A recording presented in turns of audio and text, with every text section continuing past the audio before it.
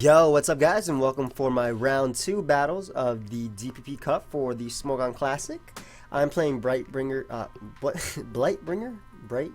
I'm pretty sure it's BlightBringer this round. Now, this is best of 3 of course, as you guys should know by now, and it's DPP OU, Forfeiture OU, one of my favorite metas. Anyway, I'm leading off my choice band at Flygon, and he's going to lead off with his Empoleon. Now, it might look like a good matchup for me, especially because I'm choice banded, so I can Oko him. Unfortunately, because he's lead Empoleon, they tend to run Focus Sash or Shuka Berry. I guess to an extent they could run, or to a rare extent they could run Choppa Berry if they're expecting like a lead Infernip or anything. But typically Shuka or Focus Sash is the way to go. So I'm just gonna go right for U-turn. I don't want to Earthquake him, bring him down to Sash, and then have him Ice Beam me and knock me out. So I U-turn out to my Rotom. I am a Cobra Berry Rotom, so I know that I could take even an Ice Beam if you want to go for that, and threaten him with the Thunderbolt as he does reveal the Tyranitar. Now the reason I wasn't too worried about this Tyranitar is, like I said, I was a Cobra Berry Rotom, so I could take a Crunch Pursuit and burn him. Even if he did have a Lumberry, I would have loved to hit this Will-O-Wisp, because I know, especially because I did outspeed him, I know that I can outspeed him the following turn, and let's say we burnt his Lumberry that turn, I could hit the next one, and then that'll help me a lot versus this Tyranitar. But it turns out he is more than likely special mixed with what I'm expecting to be maybe superpower. I'm not sure if he's running max speed, but I missed the Will-O-Wisp, which sucks. I would have still loved to hit it right there, as he does go for Fire Blast, maybe expecting me to go out to something that can resist the Dark Pulse, probably like a Braylon or something. So a good play on his part, or even a Steel type like Skarmory, as Steel does resist Dark in this generation. But he ended up going for Fire Blast. Now I had to hope that I won a potential speed tie right here, as unfortunately that's not the case. I would have been able to outspeed him. I would have been able to knock him out with my own superpower, but that's not the case right there, as he's able to win that speed tie. I think it was a speed tie. I'm pretty sure my Tyranitar was max speed. So I go out into my Flygon. Now that he's -1, I'm just going to go for U-turn, try to keep a bit of momentum as he reveals the Machamp. And unfortunately, the rest of my team can't really Oko this thing. And it's more than likely that he's Machamp or anything. So I decided to go out into my Rotom just to get off a Pain Split to do as much as possible, as he reveals that he either does not have the the payback, excuse me, or Stone Edge is just his best attack to hit me.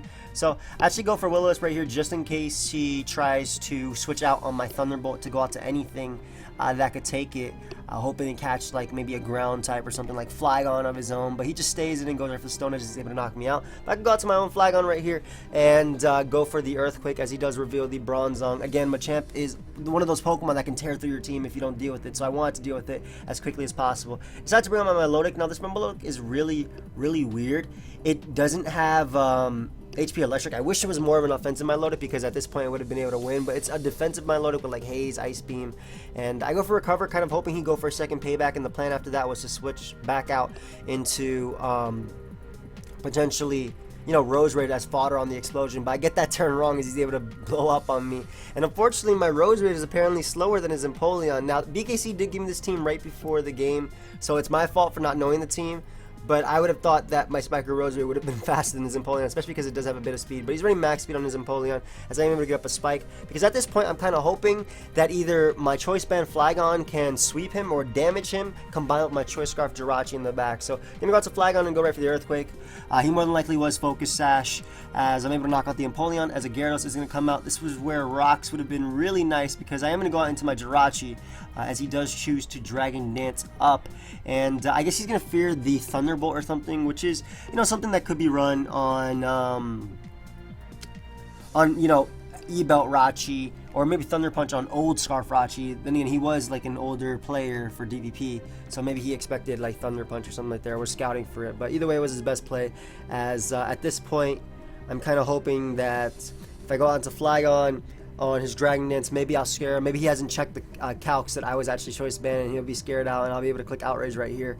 But no, that's not going to be the case. He's going to be knocking me out with the +1 Waterfall. And now I have to go out to my Jirachi and pretty much just try and flinch him to death. It's pretty much my only play that I have at this point. So going to go right for Iron Head. If I were him, I actually would have switched down to Tyranitar and brought Gyarados back in, especially because, you know, no Stealth Arc are up, so you can get off the Intimidate, and that lowers the chance of losing. But to Iron Head flinching, well, same chance, but it does less, so you have more chances to break through. But he just breaks through right away, and he's able to knock me out with the Earthquake, and that is going to be a good game for game 1. So here we are with our game 2. We both lead Jirachi. I'm actually going back to the team that I used last round. This team I'm a bit more comfortable with, and I definitely know how to use it. So I'm actually Okaberry lead as my Jirachi. So Stealth Rock, Psychic, Hidden Power Ground, and Thunderbolt as he leads off with his own Jirachi. Now, I guess he wins a speed tie right here and goes for rocks. It didn't even process in my head that he could be Scarf Rachi as a lead, just because that is so rare these days. But Fire from HP Ground just to weaken the Jirachi. If he was Akaberry, I do have Scarf Charon in the back that can revenge kill him, but I need to do a bit of damage to it first. So I'm going to fire off a Psychic on the Shaman, as I do get a Spadef drop, and he doesn't want to risk either a speed tie right here, or he's mod as Shaman or not, and he knows that my next Psychic can knock him out. So he's going to swap out into his Starmie, as I actually go for the Hidden Power Ground, expecting his own Jirachi to want to come back out, or something like a Heatran that wants to come out on the Psychic. But I'm going to swap out into my Dragonite, knowing that I could take the Water Move or even a Rapid Spin if he wants to go for that. Maybe set up rocks later, put him in range of extreme speed after the Life Orb hit. And I figured, because he already revealed Jirachi, there's no way he's gonna bring out a Steel type on my Dragonite, even if I do threaten him with the extreme speed, because I mean the Fire type move is so obvious right here. So I drop a Draco, expecting something to want to come in like a Rotom, maybe on an extreme speed, as Skarmory are coming out. However, based on the damage, I may be able to knock him out Fire Blast, so I am gonna fire off that Fire Blast, as I am able to catch a Rotom upon switching, doing a nice clean 27%. At this point, I don't really have a switch into this. I don't have a Tyranitar on my team, and I also don't want to risk bringing in my Breloom on a potential Shadow Ball, since at that range it could have knocked me out, though I think he might be Rush Talk Rotom, just the fact that he's running Leftovers. Or maybe Subsplit, but Subsplit would run more speed than my Kingdra, so I'm not entirely sure. But Kingdra fails to knock him out with the Spec Surf, as the second Spec Surf will be able to knock him out. I mean, at this point, Starmie's low, Shaman's low, Jirachi can't really touch me too much if he is a Scarf variant, so I decided to try and Spin Block right here, just in case he wants to go for even the Thunderbolt or anything. My Rotom could take it, and because I am a Magnet variant, I can threaten him, bluff that I'm Scarf, and just fire off a Thunderbolt. So he brings out his Jirachi. Now, at this point, I wasn't sure if it was Scarf Rachi or not. Again, I'm thinking Akaberry, because that's one of the most common leads in Jirachi. I don't typically like to run Stealth Rock on my Scarf Rachi. Again, this is that's going way back to like Diamond and Pearl or early Platinum, where people ran Scarf Rachi as a lead with like U-Turn, Iron Head for Azoth, and things like that. It also occasionally ran like Ice Punch for Dragonite, and obviously Iron Head hits Aerodactyl and things like that. So I swap out in my Kingdra as he reveals the Iron Head, so I'm like, oh, okay. So you are definitely Scarf Rachi right here. That's the only variant with Stealth Rock with lead that would run Iron Head anyway, but I am able to bring out my Heatran, and at this point, he doesn't have a good switch-in. Starmie will be 2 KO'd, Shaman will be OHKO'd, and Jirachi obviously goes down. So he does sack his Skarmory. Good play on his part. That way he can get the switch into his Starmie right here, because obviously he couldn't bring it in because I would have been able to 2 KO him. But what I am going to do right now is sack my Jirachi, because I think my Scarf Trend is very, very important to win this game, as Life Orb Surf is able to knock me out, and I can now go out to my Rotom. Again, still bluffing that Scarf, though I'm not Scarf, obviously, and just going to go right for that Thunderbolt, as he does swap back out into his Jirachi. Now, I wasn't sure if he would go for like Ice Punch or anything just to do damage, which is why I didn't go for Sub. Again, Ice Punch would have been able to break my Sub, so again, that's why I didn't go for Sub in that turn. So able to break through the flinch, knock him out with the next Thunderbolt, as Shaman is going to come out.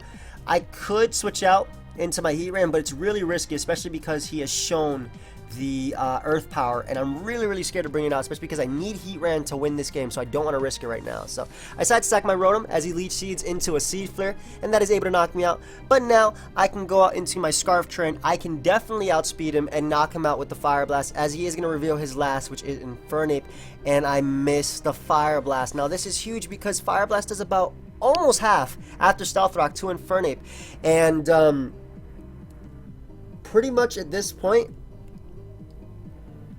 I either have to hope he's not Scarf Ape, or I can't even try and win at this point, because the fact that I missed Fire Blast.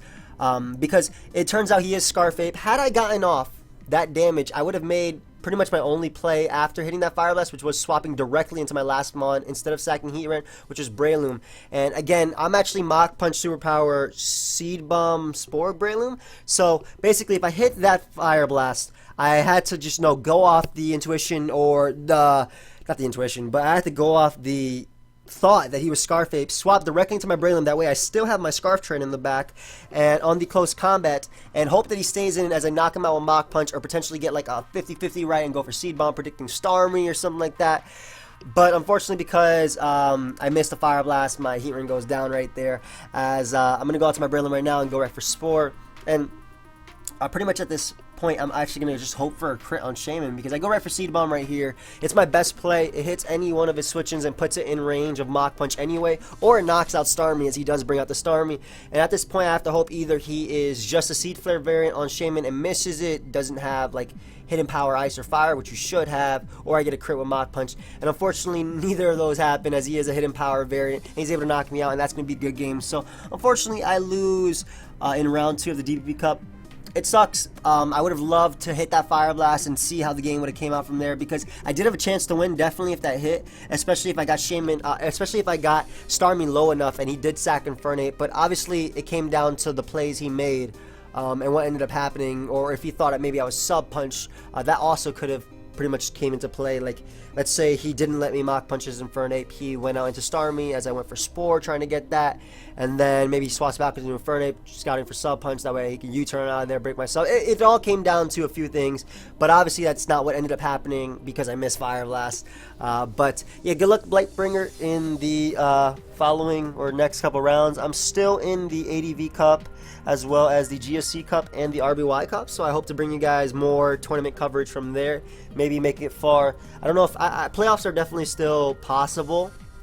I really wish I didn't get hacked out of the Black and White Cup, though.